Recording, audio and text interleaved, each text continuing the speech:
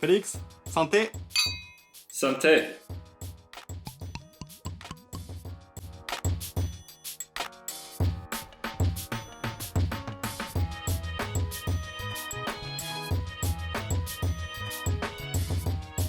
What's up, puzzle lovers, and welcome to Bits and Pieces.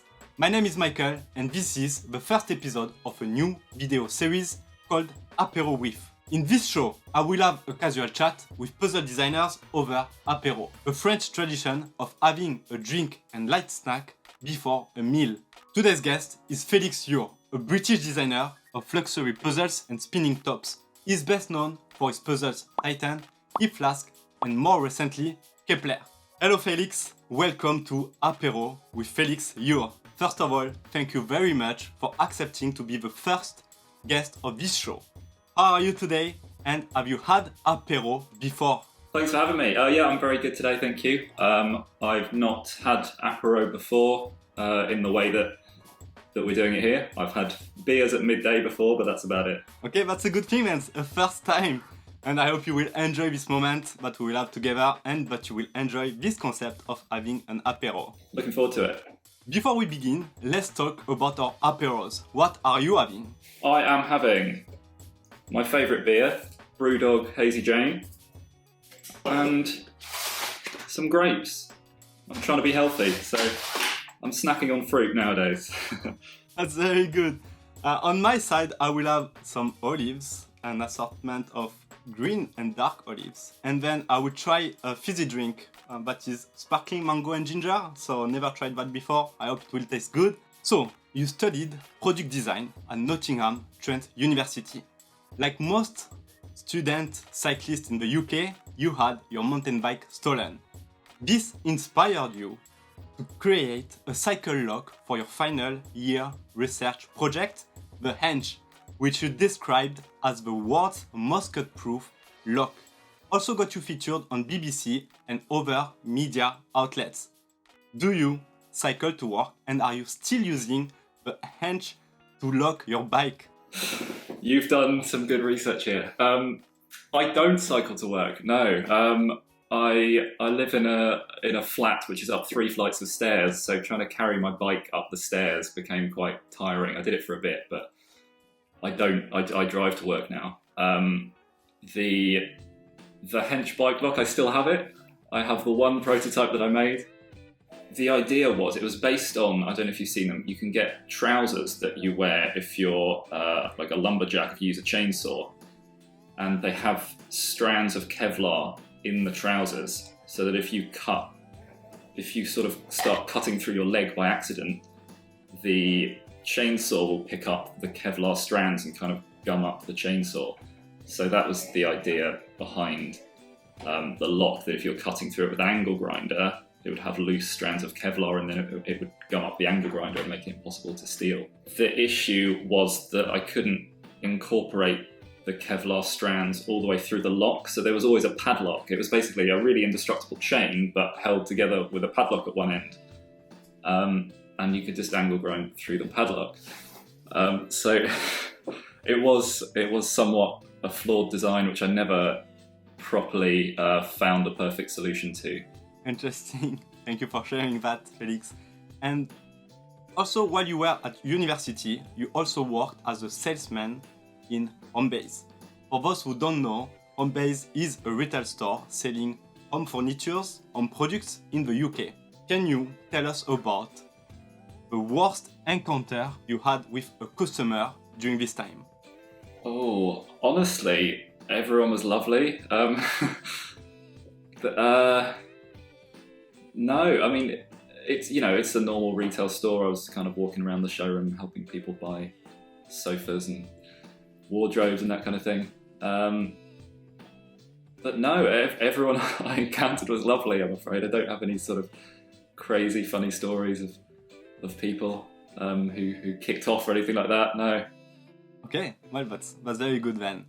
And so, most people in the mechanical puzzle community know you as a puzzle designer, but you actually designed for a furniture company for 5 years before starting your own company, Felix Ure Limited. What furniture pieces were you designing, and did you get to keep some of them? Yeah, so it was door furniture, so it's like door handles, doorknobs, knockers, and that kind of thing. I started there about 5 years ago and was head of design there for the last 4 years, and I quit last October, maybe. The company basically sold to most high-end interior designers and architects in London and in the world. So there was some customers just don't care how much stuff costs. They want something and they want it to look how they want it to look, and it costs what it costs and they'll pay it. So it was really sort of refreshing being able to design and engineer stuff, and cost is the last thing that you have to think about. Unfortunately, I didn't get to keep any of those. Well, that would have been nice. But yeah, I've got quite a few at home. I've got a 1-bedroom flat, so I've got like a front door, bedroom door, toilet door, and the rest is open plan. On every single one of those doors, there is many hundreds of pounds worth of door handle on each of those doors. So I still sort of reap the benefits of that job every time I walk around my house, which is nice. That's very good. That's very handy then. You can design your own handles, which is very great. And so you have previously said that your trip to Switzerland inspired you a lot. In fact, I lived there for a few months and I met my wife in Geneva. Where in Switzerland did you visit, and what did you find inspiring about this trip? Yeah, you've really sort of dug into the depths of everything I've said online, and I like it. So I've been a few times. I think the first time I went was maybe 7 or 8 years ago, and I drove through most of Western Europe. And it was just seeing the mountains and being able to drive through them was incredible.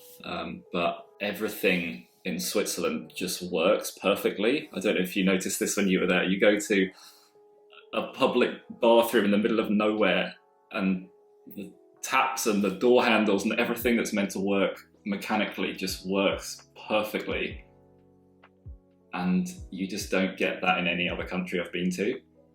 And I just absolutely love that about it. So you have told me before that you don't really consider yourself as a puzzler, or you don't solve a lot of puzzles. Then what got you into designing puzzles? Yeah, I don't do a lot of puzzles. I've always had a love of sort of engineering and well-made products from my previous job. And I came across, probably like a lot of people who come across puzzles, did it by watching Mr. Puzzle and Chris Ramsey and other people on YouTube. And I came across their videos and I saw these puzzles that cost hundreds of pounds and were beautifully made. And I loved it. I was hooked, but I didn't want to do the puzzles. I just wanted to kind of hold them, to look at them.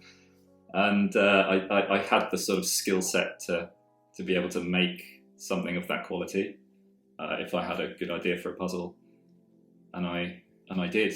Very interesting story, indeed. And so, which puzzle designers are you most impressed by in terms of design and craftsmanship? I think it's got to be Jesse Bourne. It was because I just finished designing a puzzle chest, and it was really hard trying to design a puzzle in a chest that you can't like pick up and shake and tilt and stuff. It's so difficult, and I didn't really realize that till I started designing it. So seeing him, who's managed to kind of sequentially link 15 or so drawers together, I was just kind of blown away. I've not had a go with it, but it looks really cool. Okay, yeah, that's a very good designer indeed. I love his work also on the sea chest box. Very beautiful, very well handcrafted. And so, have you ever considered joining an IPP puzzle design competition? I've not, no. I have nothing against doing that sort of thing. But I've only been designing for a couple of years, and I've just never really considered it, to be honest. I could give it a go. So, you began selling your puzzles in 2019 with the launch of a Titan puzzle. I can safely say that it was a huge success and you became known for creating well-made puzzles and spinning tops. How did you make the decision to start your own design company? Because it must have been nerve-wracking to start a business at such a young age. Yeah, well, thank you. Yeah, it was, to be honest, it wasn't too nerve-wracking because I was doing it, I don't machine the puzzles myself. I design them and I finish them and I assemble them, but the machining is done by a local company kind of down the road. I didn't have to quit my day job to be able to do it. I could do it sort of all in the evenings at home. I didn't have an office or a studio at that point. So it was something I could fit in doing it a few hours a night, kind of packaging stuff up at home. But when I started it, I didn't think it would take off. I thought it would just be, you know, a nice little earner kind of on the side as well as my main job.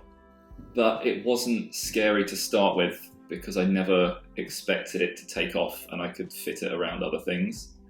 It was only really a few months after that that they were selling and they kept selling and I kept making more and they kept selling as well, that I thought, you know, maybe I could kind of make an actual business out of this. So it was scary quitting my job last year, but I'd already been doing the puzzles and stuff for a year before that. So I had a good idea that it would work by the time I kind of threw the towel in with my other job, if that makes sense. And so, have you worked on any prototypes but never made it in stores? Oh yes, lots. So the Titan puzzle, my first puzzle, was the third puzzle that I actually made. The first two didn't work out for whatever reasons. The Hip Flask, which is my second puzzle, was the 8th one I made. And Kepler, which is my third puzzle, was number 16. And yeah, so I've done loads and loads of stuff that just either kind of failed miserably, like didn't work how it was meant to, or there was some massive issue that I hadn't really foreseen. That means I just have a failure shelf at home where I've got sort of the remnants of stuff that didn't work. I've got a few here as well behind me, which I won't show you in case they, you know, turn into a future puzzle. But yeah, I try and kind of keep them on show, keep them around me, in case I have that stroke of inspiration that will overcome that issue that they've currently got while they're sitting there doing nothing. But I always test each one. So there's a few people in the Discord forum that test puzzles for me. So I'll do one, send it to 3 or 4 people, and they'll say, you know, it's all right, or it's really good, or it's broken, or I broke it. And yeah, if it doesn't pass that test, it doesn't become a puzzle. In 2014, you participated and won 2 design-oriented competitions. The first one is the Aluminum Extrusion Design Competition, sponsored by SAPA, the largest supplier of aluminum building systems in Europe, where you won with a shower clip strip design. Probably more interesting for viewers of an apéro show is you winning the Walker's Crisps Internal Design Competition, sponsored by PepsiCo. What is this about? Did you design actual crisps or crisp packages? It's very impressive that you won both competitions in the same year while you were a student. Thank you, I'm flattered. I would love to have designed crisps or crisp packets, but it wasn't that, unfortunately. It was an internal competition at university, and I can't take full credit. I was in a group of with 3 or 4 friends, but the idea was someone came in from Walker's and said, can you come up with a way that we can test the integrity of our crisp packets on the production line? So basically, once they've put the crisps in and sealed the top of the packet, they wanted to be able to test whether that bag is airtight without kind of crushing the crisps. So the idea that we came up with was to drop the bag of crisps through like a nylon sock, and you drop the bag in. As it fell halfway down, you pull both ends of the sock, and that would kind of squeeze the bag in the middle and hold it in place. And then there was a camera here and a camera here that would photograph and kind of 3D model the volume of that crisp packet based on those two photos. And it would basically say, yes, this bag of crisps is fine, or no, it's got a hole in. And so, do you have a favorite Walker crisp? I'd have to go with prawn cocktail, I think. I like cheese and onion, but yeah, prawn cocktail just edges it out. What about you? I do enjoy the classic, and sometimes I do enjoy sour cream. That would be one of the flavors I enjoy with crisp.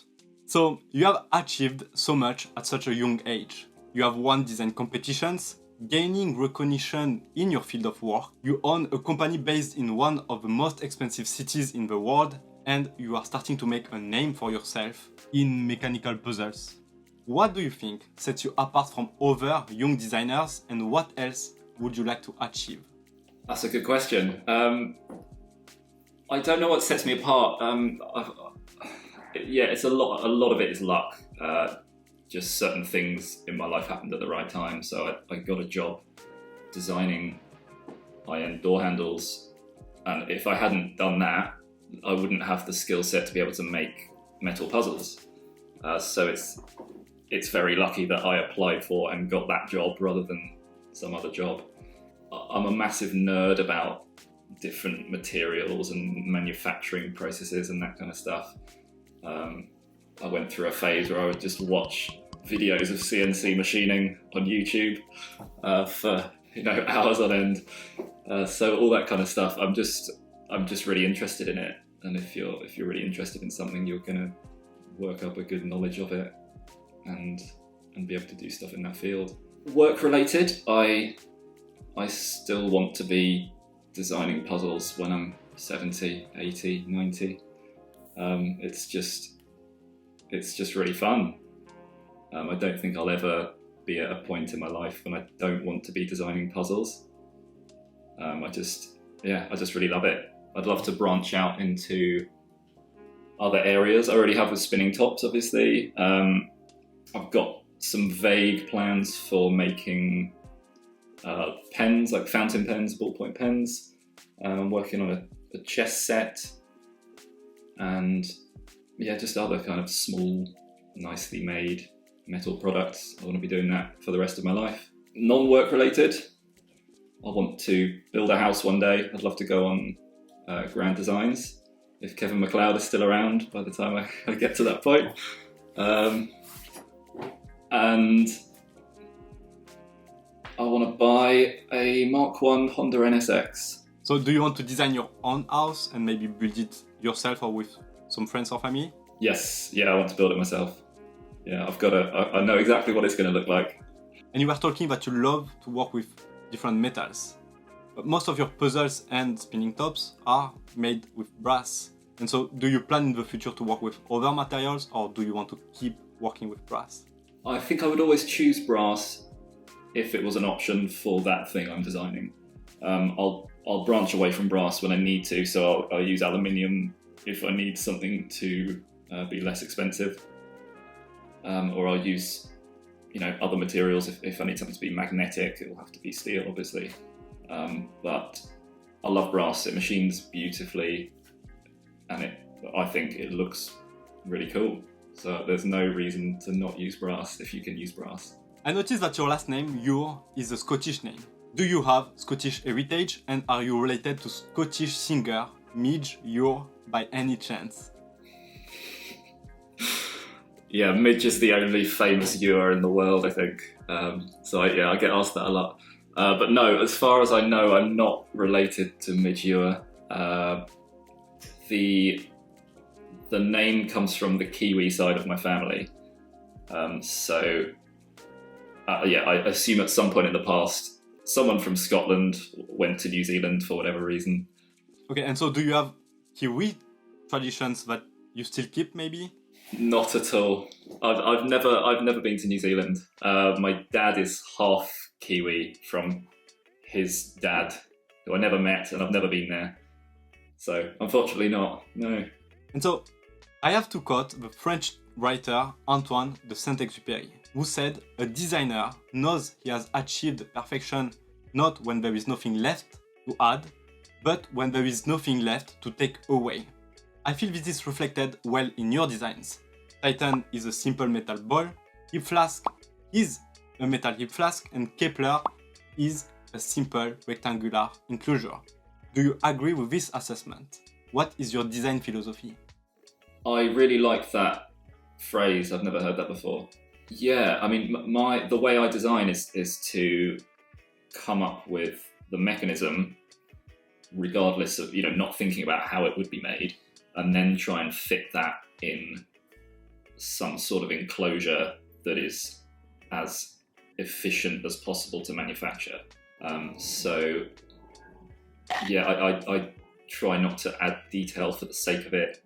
I try to keep things looking very minimal if they can be. So yeah, I mean, I identify quite a lot with that phrase. When I was designing door handles, it was always really important to not have visible screws and stuff like that.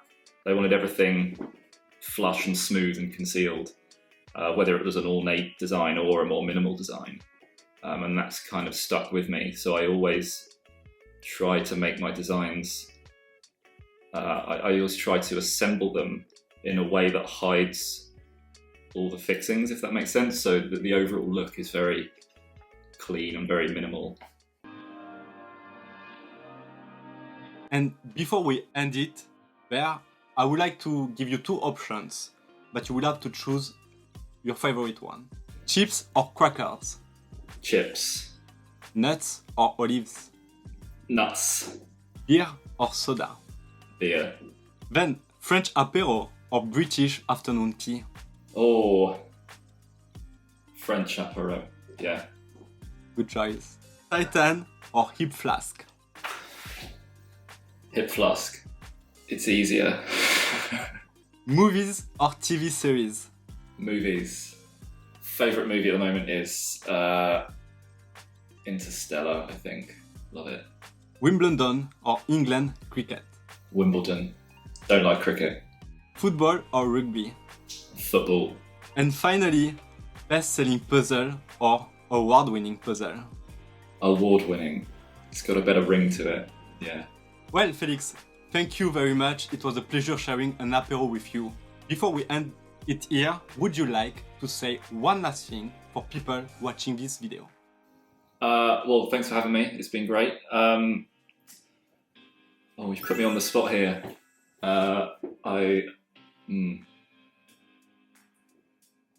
Just like, comment and subscribe to Beats and Pieces.